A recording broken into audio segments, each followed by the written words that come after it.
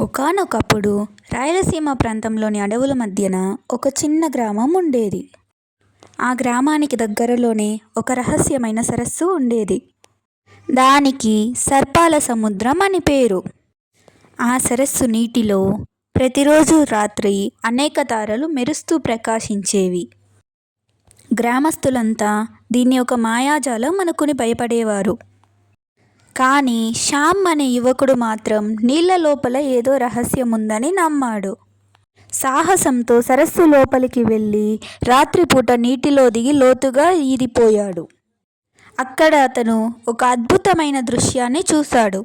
శతాబ్దాల నాటి రాజవంశానికి చెందిన నిధులు, బంగారు పూతలు, విలువైన రత్నాలు నీటి అడుగున మెరుస్తూ కనిపించాయి. ఓరి మానవుడా, ఎందుకు వచ్చావురా మా ప్రాంతంలోకి? నేను నిధుల కోసం రాలేదు స్వామి. ఈ సరస్సులో దాగి ఉన్న వెలుగుని ప్రపంచానికి తెలియజేయాలని వచ్చాను. బలారా మానవుడా, నీ నిజాయితీ ధైర్య సాహసాలకు మెచ్చానురా. చూడు, తీసుకో, నీకు బహుమతిగా ఈ వజ్ర వైడూర్యాల్లో ఏవన్నా తీసుకుని వెళ్ళు.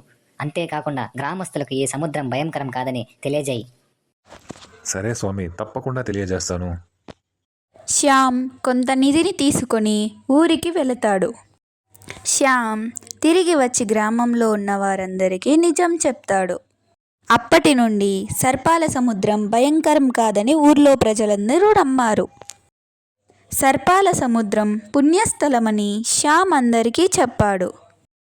నిజాయితీ ధైర్య సాహసాలు ఉన్నవారికి ఎప్పటికీ మంచే జరుగుతుంది.